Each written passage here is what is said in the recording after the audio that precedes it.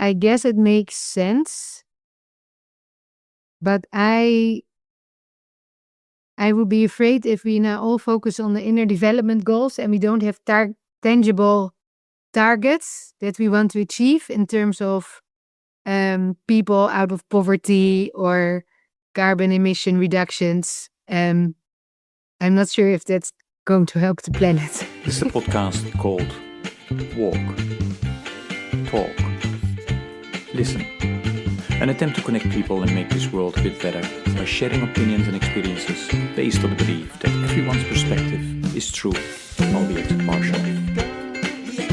My name is Maurice Bloem, and I would like to welcome you to yet another episode of Walk, Talk, Listen.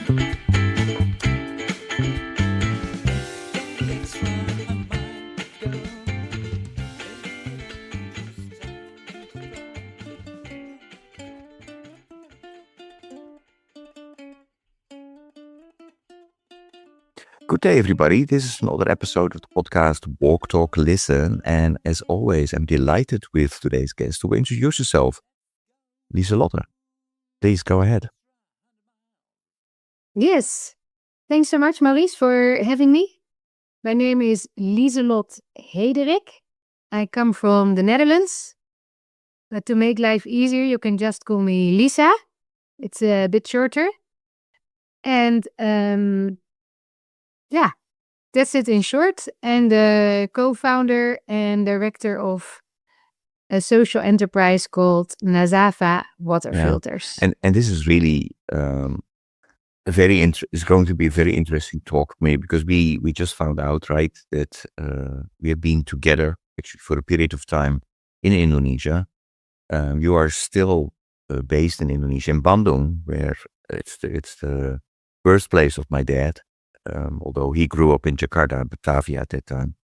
So, it's a small world. We found each other through the previous guest, Gideon, who introduced us to each other. So I'm really delighted to talk with you and looking forward to hearing more about, your company and working on water filters, right? And, but what we always try to do first is get to know you. So you were not born in Bandung. You come from the same country as I do. So tell us a bit about it. Where were you born and raised, and about your family life and youth. Yeah. Yeah. So I come from two Dutch parents. My father comes from an engineering family. So my father and my grandfather and great-grandfathers, they were all engineers in the water sector. And I spent my early childhood in Bolivia, Kenya, and Yemen. But then I completed my high school in The Hague in the Netherlands. And then I did a gap year in Bolivia because I really felt that I wanted to do work outside of the Netherlands, as I had seen in my youth that there were so many people that had much lower privileged livelihood than I had. I wanted to contribute to that. But I thought after high school, maybe it's good to experience first how it is to live abroad. So I had a great opportunity to do voluntary work in Bolivia. And then I decided I wanted to continue with global development. So I studied rural development sociology at Wageningen University, where I eventually specialized in Eastern Europe. Because during my studies, it was all about Africa and Latin America. With Asia, I did not have a lot of affection, but I thought like Eastern Europe, I experienced the fall of the wall.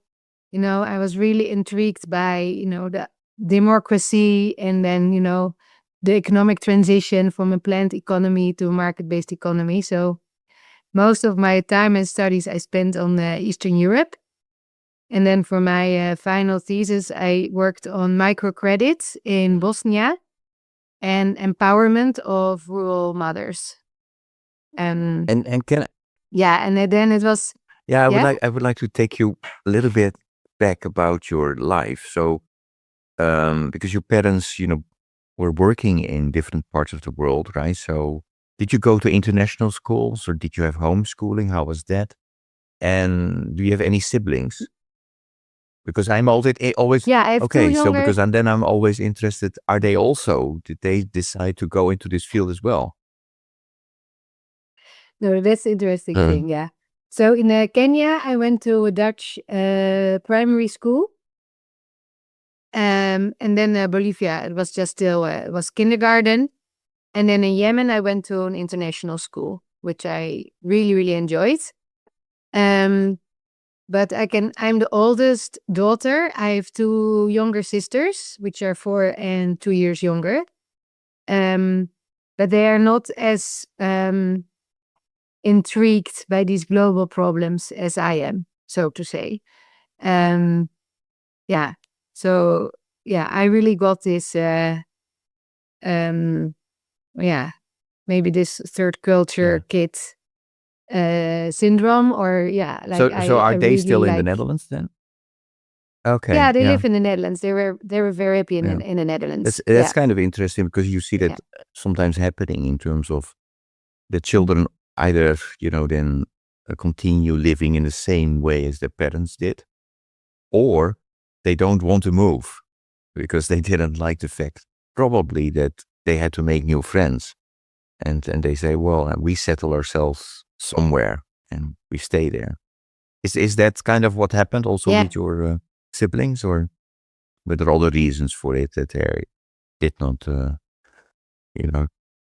I don't think they enjoyed those changes. Where I feel I'm always curious. Like, I'm driven so much by curiosity, like how things work in other countries, other cities, with other products, other organizations. Not only in the Netherlands, but like all over the planet. I think they maybe have a different drive, and they're maybe less interested in change or disruption, or you have to be very flexible. But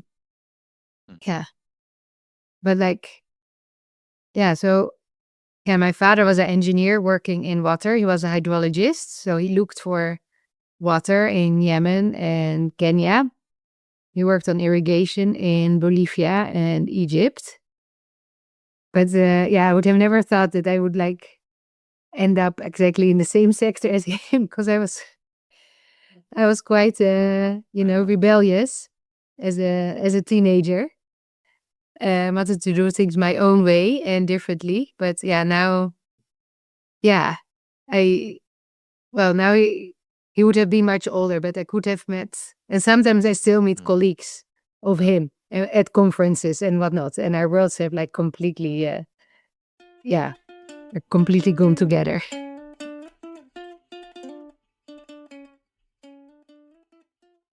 So I figured in from what you just said, he passed away already. Okay. So but did he experience that you were going into the field of, his field as well? That already happened. So how was that from his perspective? What did he react to that? Oh yeah, he was intrigued by it and very proud, and he was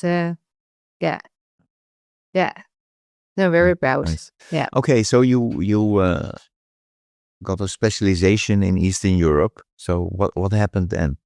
Then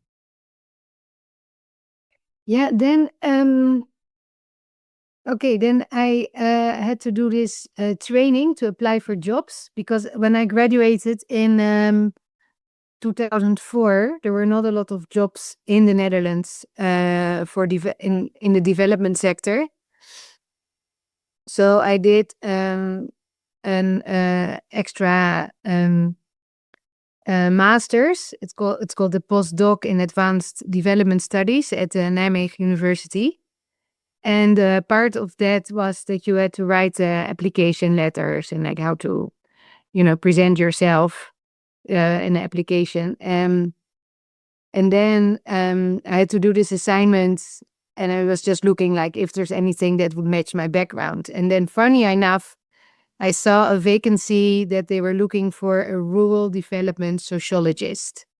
Well, there were 15 people in my year doing rural development sociology. So I had never ever seen a vacancy where they were looking for exactly that thing that I had studied. So I thought, okay, well, let's write the letter for this position. Oh, it's in Indonesia. Well, whatever, I need to write this letter. And I sent it to my teacher. And then I thought like, well, I've already written this letter. Why should I not also send it to the organization? But then 2 weeks later, they asked me for an interview. It's like, oh yeah, that's a good exercise. Yeah, having an interview for a job application. So I was very confident during that interview because it was a position in Indonesia and I've never seen myself go to Indonesia. But yeah, then 2 weeks later, they called me again for a second interview. So then things became a bit more serious. I talked to at that time, my boyfriend, who had to spend his gap year in Indonesia and whose mother was born in Bandung, where we are living now. And I asked him like, how do you feel about joining me to Indonesia? And he said, oh yeah, that's cool. I will partly continue with my work that I started here in the Netherlands, but yeah, that can be combined. And let's do this. So, and then eventually I got a job. So we went to Indonesia in 2007. Okay. And yeah, a bit further east than we had than I had projected. That was also after the tsunami, because the tsunami happened in 2004. Yeah. So were you, did you get to work in the area affected by the tsunami, or was it somewhere else? Yeah, so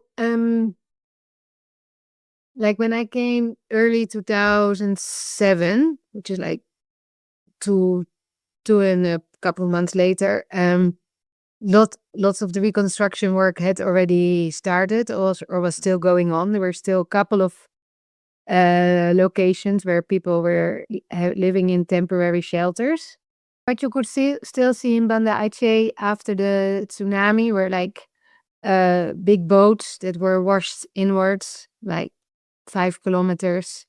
Reconstruction was still ongoing. There were still people living in temporary shelters. But also like many of my colleagues still carried that trauma. They had lost their family members, their friends, everything. So yeah, especially in the beginning, you were like reminded on a day-to-day basis of that huge disaster that struck there. Yeah. So how were you able to go about it? Then that you have to work with people that really experience so much trauma. Because I also remember, I was there in 2000, well, before 2004 already. And so I had colleagues that had lost, 14, 15 family members at the same time. So that's from your own team. And then you work in villages where the same thing happened. That's unimaginable, so. Yeah, how was that? Do you remember? Did you have to take special, precautions or actions to deal with that, or how was it?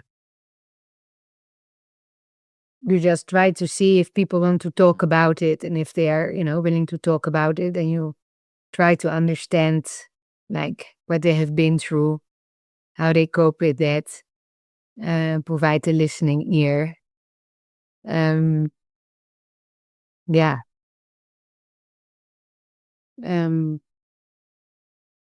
Yeah. That's the only thing I think you can really do. Is try to listen and show empathy and yeah. Yeah. And many people, I think for them also to heal that trauma, it helped for them also to talk about it and to give it a place. So try to offer like a listening ear. So you mentioned your main topic then was peace building, looking at that. So was water already in the picture as well? No, not at all. No, water was not in the picture. Although, like not from a project perspective, but on a day-to-day basis, it was because we had a really nice, cute house in a former rice field, but we did not have any connection from a water utility. So we used there was a well in the yard, and then we had a pump to pump up the well water. And that water was rather dirty. So we had to buy water from the water kiosks, from those refill stations in the 20-liter jugs.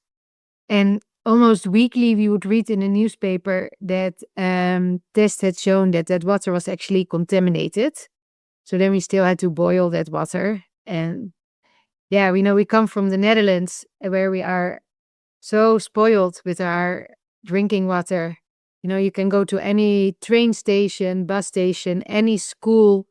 You can just open the tap and drink as much water as you want. We even flush our toilets with mineral drinking water. So then we're like, man, this is complicated. We need water. I mean, it's so hot in Banda Aceh, right? It's like 30 degrees every day. So we thought, like, why don't we use a filter to purify the water? But then there were no filters on the market. So that's when my husband, when he was traveling in Brazil, he took some filters back to Indonesia. And we just assembled these into 2 buckets. A very simple system for our own use. But then our friends and neighbors said, like, but I also don't have a piped connection. My water's also dirty. I'm also concerned about the water that I'm buying. I also want to have a filter. And then we're like, oh, wait, everyone wants to have a filter. Oh, wait, in Indonesia, nobody has safe water from their tap.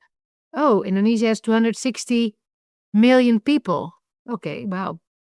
So that's, when we experience this problem ourselves, and then we realize that our friends and neighbors were experiencing this problem as well.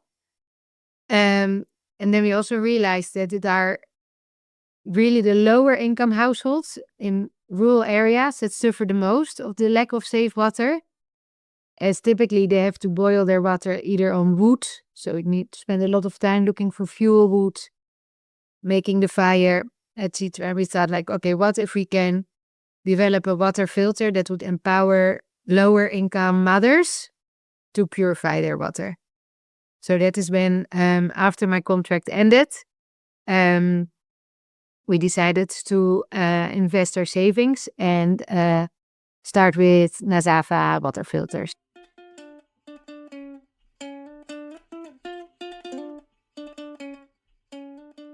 And your husband, so he was also into water. How do you say that? Did he study for this as well, or what's his background or is? So Guido, my husband, he studied in Wageningen as well. That's where we met. And he studied tropical land use, tropical agriculture. Okay. And so now you're running the company together. Okay. Yeah. So tell a bit about what you're doing, because it's pretty impressive. I mean, now you're all over the world. How did that happen? I understand your story in terms of your own house and a few older houses. Now you're all over. I never envisioned that we would be where we are now. I just started on this journey, and then it turned out to be what it is today. What we do is we have a factory, and in that factory we make water filters. we make the housing. We have the design of the housing, and these are gravity-based household water filters, which use a ceramic membrane that has 3 stages of filtration. Ceramic to block all the bacteria, silver to kill the bacteria, and then activated carbon to absorb the chemicals and improve the taste of the water. And our filters, although we have a whole range of products, our core products use gravity as the main energy source. And with our filters, households can purify their well, tap, river, or rainwater. Basically, any water source, as long as it's not salty. And then we market our filters to lower income rural households through partnerships with microfinance institutes. And is it an Indonesian company or yeah? Yes, it's an Indonesian company. And then we also have a Kenyan company. And at this moment, we are actually also selling in the Netherlands, as everybody in the Netherlands needs to be prepared for war for 72 hours. And the water filter also fits very well in this preparation package. And globally, we have 100 employees, 60 in Indonesia and 40 in Kenya. Yeah. So it's pretty impressive. So we are talking about 16, 17 years that the company exists, or longer, shorter? Yeah, 15 years, yeah. 15 and a half years now. Wow. Mhm. And yeah, so tell a bit about those folks out there that don't let us do a jump in terms of, clean drinking water is one of the Sustainable Development Goals, goal number 6. And so the Sustainable Development Goals have been developed by us, all of us, in terms of realizing that we need to think more about making our world more just and sustainable. 17 goals were identified after long discussions, and goal number 6 is clean drinking water. Unfortunately, we are not reaching those goals. On average, we need to reach them before 2030, but on average, we're at 15 to 17%. But can you tell us a bit about SDG 6 then, the clean drinking water? How is that going? Are we on the right track there, or are we also behind, like with many of the others? No, SDG 6 is way behind. We're not going to reach that goal. It's totally underfunded. And there's a big problem, as I see it, with SDG 6, as that the main approach towards reaching safe and affordable drinking water for everyone, which is SDG 6.1, the main way of, or the main thought of how that should be realized is through piped solutions. So piped water utilities. And although that system is working pretty well, or very well, in the Netherlands and most countries in Europe and North America, in the global South, there's a huge challenge with these piped systems. There's a lot of management issues. There's a lot of corruption. For instance, in Indonesia, do you have any idea what's the percentage of people that use piped water on a day-to-day basis, like water from a water utility? Any idea? It's 9% only. Yeah, and Indonesia is the 4th biggest country in the world, and it's an up-and-coming middle-income country. Yet, it's only serving 9% of the population, which are mostly households that live in richer areas, or even like older colonial neighborhoods where there already used to be this infrastructure. So the people that have access to a pipe tend to be like richer people. But then, the people that live in the suburbs or rural areas, they have a system what we tend to call self-supply. So they drill their own borehole, or they depend on a community well, and then they pump their water into the pipes in their house, so they can still open the tap. But the water source is like a self-supply source. It's their own borehole. That's like the typical use of water. But that water, as Indonesia is also one of the most densely populated countries and it doesn't have a sewage system, basically in my house in Bandung, I have a connection to a pipe, but I've never seen any drop of water coming through it. So I also have my own well in my yard.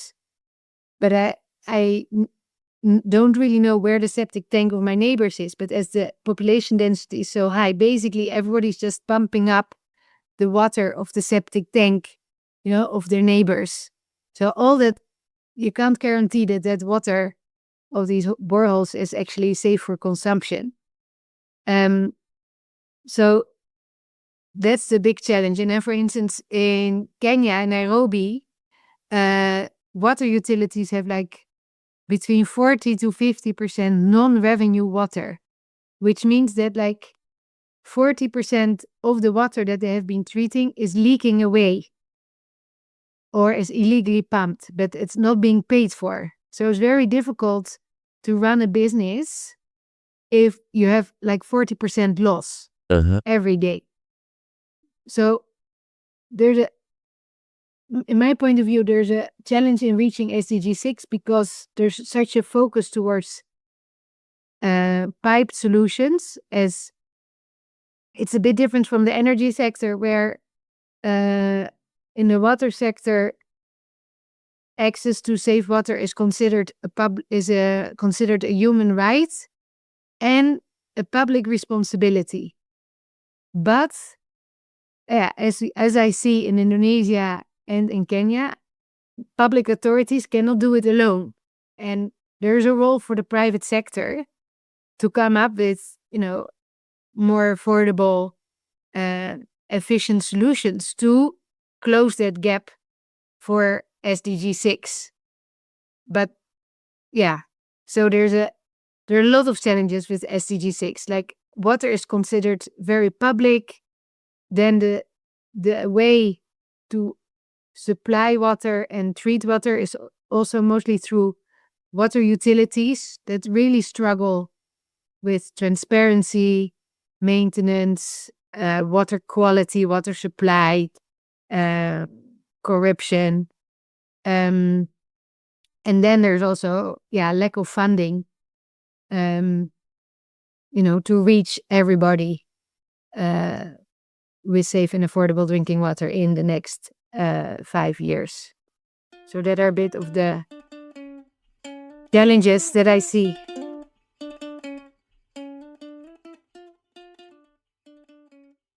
So what do we need to do? Because you were saying, okay, a lot of the governmental, bodies are not, they need to be helped by the private sector. But then I guess you have an issue of, okay, the private sector wants to make profit. Your company, if I understand it, is a B Corp. Is that correct? So, that's correct. Maybe you can explain a little bit about how is that different from a pure for-profit business? It's not so much different. There are a lot of for-profit businesses that are also B Corp, such as Tony Chocolonely, Patagonia, Ben & Jerry's.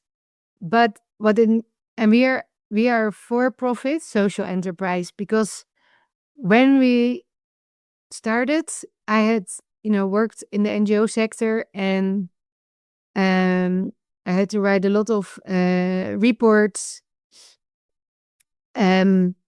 But I miss like a real tangible change on the ground. So we thought like, okay, if we sell a water filter and households actually pay for it, they have ownership and we have the buy-in of the customer, then we know from our cash flow and our revenue whether we are doing something that is actually desired by our customer. But then we have a very strong social mission, is that we want to market our products to the most disadvantaged people, the mothers in rural areas. So that makes us like a social business. But we are selling our products, so we also have to make a profit to reinvest in the company and help the company grow so that we can reach more people. Yeah, no, I'm still in. I think for the listeners also too. I mean, you sketched a really a grim picture in the sense that a long way to go.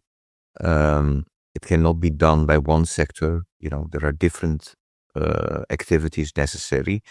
I guess you also need to collaborate and with each other. How is that going? The collaboration in the different countries that you need to do with the government and other parties.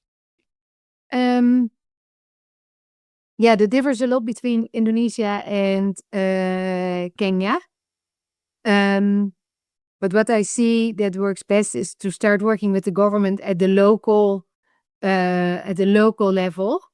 For instance, the municipality or the region or the county in Kenya, because there I see government has a stronger connection with its people that it's serving. So it feels more inclined to actually provide services that are impactful. And then it also helps this local government to report to the national government that they actually have made tangible actions towards SDG 6. And then, we partner with many different organizations. I think our biggest sector where we work very closely together with are the microfinance institutes. Because our product costs only $30 in Indonesia, but yet many rural mothers don't have $30 in their pocket to pay cash upfront. But when they're a member of a microfinance institute, they can pay for our products in installments. So they can pay between 6 to 12 months, and the MFI pays us for our products 1 month after we have delivered the product. So for us, that's a very important partnership because it helps us really reach the poor rural households that we want to impact. That is our most important partnership. Of course, then we also have partnerships with our investors and people that help us financially. We are also part of we also work, for instance, with Reckitt. Reckitt is the brand behind Dettol and Durex and Strepsils and Harpic. And Reckitt really as a company has as a goal to make families healthier and keep the germs out of their life. And we have that same mission basically because we want the germs to get out of the water. Whereas, for instance, Dettol, which is like one of their core brands, it's a soap, very effective in killing germs on the hands, has that same goal. So we work with them as well. So there's like corporate partnerships, and then there is funding partnerships. There's accelerator partnerships. We work with Miller Center for Social Entrepreneurship in Santa Clara University in the US, which brings together all these social entrepreneurs that have impactful products that bring people out of poverty. So that's also to stay connected with other entrepreneurs that are in the same, that share the same DNA, basically. And then there are membership organizations in the water sector. Then we also work with water.org, which is a big organization that also has the same goal to make water more accessible for rural households, lower income households. So you do also work with the NGOs as well, and my question about that is because the NGO sector, especially, so actually most parties working on aid in the sector of aid are really, it's not going well, right? So USAID, for example, is being dismantled, at least for now. Many countries, we come from the Netherlands, an organization like Court Aid is struggling because there is less government funding. Do you see that happening already? Do you feel that in the work that you do in your, trying to work on SDG 6? It has affected our sector a lot because, for instance, USAID was very strong in introducing market-based solutions and market-based approaches. So we were about to participate in one of their market-based solutions for wash in Indonesia and in Kenya. Sorry, Lisa. So for the listeners, WASH stands for water and sanitation activities, right? Yeah. Apologies. Yeah. No. Yeah. No problem. Water, sanitation, and hygiene. Yes. Yeah. So they were USAID was funding like the water sector, and then also like the market-based, the private sector to maybe compensate where the public sector left their gaps. But we were about to develop these partnerships, so it hasn't affected us directly. But yeah, they were a good trailblazer in acknowledging the fact that the private sector can play a big role within this public domain. So that is a huge miss for us as a water filter company, and many other water filter companies that we collaborate with have been affected by that as well. But from the beginning, we really wanted to sell directly through our target group because we wanted to have the checks and balances. Are we really giving a product that people need? And when we started in Banda Aceh, we also sold to NGOs that were handing out the products for free.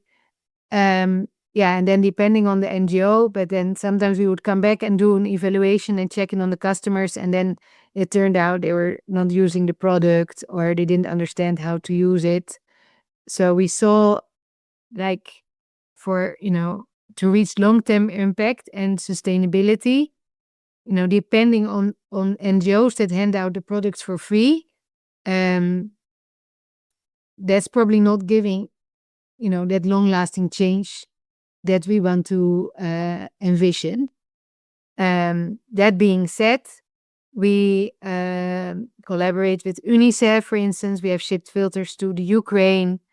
Indonesia is a very disaster-prone country with tsunamis, earthquakes, landslides, floods, whatnot. So when these emergencies struck and people are displaced, their houses destroyed, then we work together with NGOs as well to ensure that at least for a temporary period, households can purify the water sources that are available and make sure that these are safe to drink.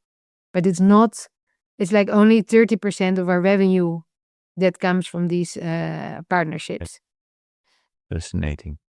I would like to go a little bit back to SDG 6. So, basically what the Sustainable Development Goals are getting at is, at the end of the day, process and structure changes that need to happen to reach those goals. And a growing group of people is saying, one of the reasons that we are only at 15 to 17% has to do with the fact that we did not pay proper attention to the ability, skills, and knowledge that you need as an individual as well as a community. And they did some research and they came up with 5 inner development goals: being, thinking, relating, collaborating, and acting. And under those 5 inner development goals, they identified 23 skills like critical thinking, empathy, compassion, communication skills. My question to you, and I always ask this to all my guests, have you heard about the inner development goals? And if not, any initial thoughts about this? And if you did hear about it, also thoughts about it, about those 5 goals and the 23 skills. No, I had not heard of them. No, but I guess it makes sense. But I would be afraid if we now all focus on the inner development goals and we don't have tangible targets that we want to achieve in terms of people out of poverty or carbon emission reductions. I'm not sure if that's going to help the planet. That's not what it is saying, right? It says that, basically for me, it goes back to a philosopher that's out there that says, Ken Wilber is his name, that every issue has at least 4 perspectives. So not only the it and the its, the systems, processes, and structures, but also the I and the we. And that you need even if you focus on process changes or system changes, that you cannot do that without also working on yourself and working on, the community as a whole or your organization. So a lack of empathy or a lack of creativity, or not paying attention to that and being aware that is also important when you work on those. Will make it very difficult and hard, and has resulted that we are not making the progress that we should be making. I totally agree with that. We've been acting a lot in silos.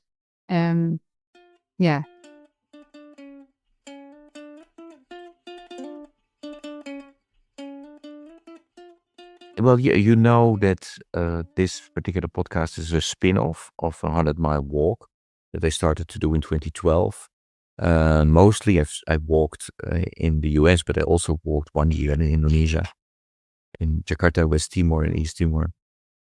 So I walk for five days on average, 15 to 20 miles a day, to raise awareness about hunger, injustice, and poverty, and try to raise some funds as well, besides awareness. If you would be asked to walk 100 miles in a week, for which cause would you walk? And I have a guess, but let me check. 100 miles. That's how much kilometers? 160 kilometers. 160. Oh yeah. So I run already 100 kilometers in a week through the water run that's always organized in March around World Water Week with Mina Gouli. She ran like a marathon each day to draw more attention for the water crisis that our planet is facing. But if I would run, I would run for water, and then especially to ensure that there's safe drinking water in schools. Because, believe it or not, most schools in Indonesia and Kenya don't have safe drinking water for their students. And in Indonesia, for instance, kids go to school with a little bit of pocket money. And when they are thirsty, they buy like super sweet, sugary tea and juices outside the schools. And obesity is a big consequence of that. Kids are getting too much sugar. And I just believe, and it has also been, there's a lot of research around being hydrated and academic performance. And it shows that, if your brain is hydrated, you can concentrate better and it will give you better academic performance. So yeah, the solutions exist to provide safe water in schools. And I just think it's such a loss if you're not able to perform at your fullest potential just because you're thirsty. It's and it can be resolved, and that can, really uplift, the future of the next generation. So I would run for water in Okay. schools Um, or walk. I'm a runner, so I was talking about yeah, run. no. That's fine. Although I have walked with runners, and they find it very difficult to walk actually. So I remember once a colleague of mine was in North Carolina, and I think after 10 miles in, she said, "I have to run. I can't do it anymore." So because it's a different, it's different, right? So um, It's different. Yeah. hey, I would like to go back then, the need to collaborate, right? And, even if you want to work on this SDG 6, water, all kinds of people need to collaborate. And I think one of the first thing to get to collaboration is the ability to connect. And what I hope that this podcast is contributing to is connecting people. I connect you with the listeners. We are connected. We talk. And then I've introduced a question where I connect you with the previous guest. And the previous guest has a question for you. If you were a fish in the vast ocean, what fish would you be and why? Yeah. That's a difficult one. I really like snorkeling, but my water ocean biology is not so well developed, I have to say. But what I really like, I forgot the name of these fish, but there are these little fish that are cleaning the other fish, and no matter the size of the fishes that pass by, they even clean like whales, but they're like tiny little cleaning fish, and they live in very strong symbiosis with the other fish, because the other fish have little algae growing on them, and then that cleaning fish comes and clean them. And I think I really would like to be that fish, so I could encounter fishes of other species, and make myself useful at the same time. Yeah. I can look. I don't know. Do you know the name of No, that I fish? don't. I'm very bad with. Look it up. The cleaning fish in the ocean. So do you, if you think about the work that you're doing, so is there is it similar to what you try to do with Nazava, your water filter company, to be that fish that is in symbiosis with its environment and trying to, you have an important role within the whole ecosystem. And I maybe it's I don't know whether it's my the roots in the Netherlands and maybe Calvinistic roots or so, but I really would like to make myself useful for other people, for the planet. So I think that's and that's very much related to Nazava, where I had experienced the problem and I saw many other people experience that problem as well. So I think that's very strong connected. Lisa, just for the listeners who are not that familiar with the Netherlands, you mentioned the Calvinistic background. Being Calvinistic doesn't necessarily mean when you come from the Netherlands that you're also religious. But, I think the religious values there has become part of the culture of the Netherlands, right? So, But Yeah. if you mention about Calvinistic, is that more the cultural part, or is that also the religious part, or is it both? Yeah, maybe the Okay. cultural part to be useful. Yeah. Yeah. Yeah, we are now here on this planet now, Mhm. right? We can do something now. Yeah. Is that something that you got Yeah. from your parents, because you lived most of your youth, outside of the Netherlands? Yeah, I think I got it from them as well. Yeah, that is also what motivated them to move Yeah. abroad. Yeah. Okay. Yeah. Your question for the next guest. Yeah.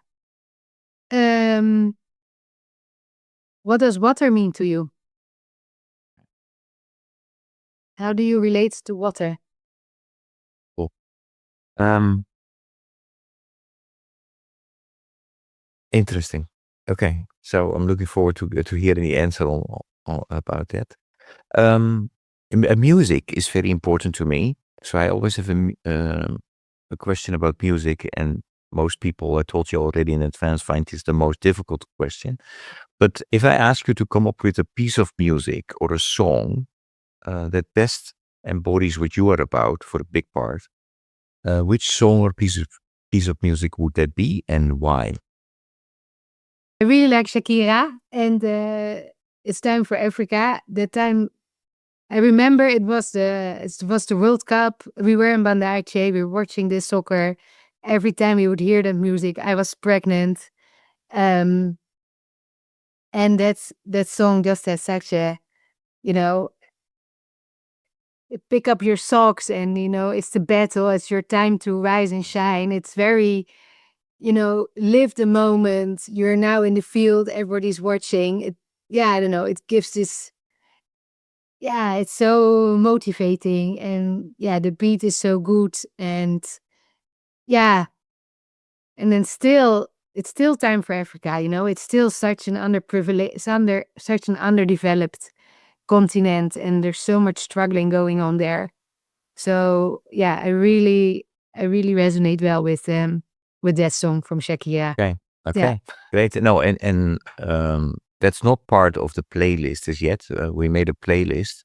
If you go to Spotify, #Walk Talk Listen, you will see all the songs that have been picked by my guests, and it's really awesome because it is, it goes from classical music to gospel, from reggae to heavy metal. And when I listen to it, I think back about, the beautiful and awesome conversations that I've had with a number of guests now in the last couple of years. So I would really invite you to check that out if you have time. So next, as soon as your episode with you is out, your song will be part of that list. These Okay. Shakira's not no, there yet. no, and so, and Okay. if she is, not that song, not that particular. These conversations always go fast, Lisa, and I'm and any last any message, invitation, or question that you would like to share with the listeners? Yeah, it's the same question that I would ask to my for the next guest in your podcast. Like, think of what water means to you, and think of what you would do if your water was not safe, and what you would do if you knew your water was full of bacteria. Like, how would you resolve that? Because I think many people are not conscious enough about, especially in the Netherlands and in the US, how privileged we are with, being able to shower with drinking water, flushing our toilets with drinking water. It's really very precious. So Yeah. think about that. Yeah. Then I would like to thank you. Actually, before I thank you for the conversation, any question that I did not ask you today that I should have asked maybe where I want to be in 2030. Okay. Well, where do you want to be in 2030? I'm actually curious. Yeah, will you be? You want to be in Bandung, in Nairobi, or in the Netherlands, or somewhere else? No, we'll be in Bandung because we have our factory here. But then we will be able to, we have become the number one household water filter for the lower income households in the global south. And we have impacted over 5.5 million people on a day-to-day basis. That's where we want to be in the future. Wow, that's really impressive. So yeah, all the best with getting there. Yeah, for now, I'd like to thank you for talking with me, for everything that you do and who you are. Yeah, all the best. Keep it going. Thank you. It was a pleasure Great. talking to Great. you, Thanks a Maurice. lot. Bye-bye.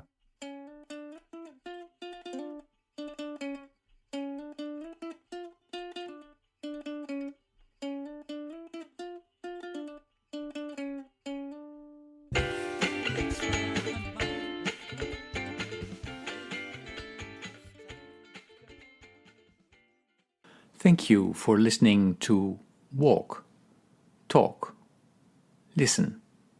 Please check us out on 100mile.org or follow us on Facebook or Instagram.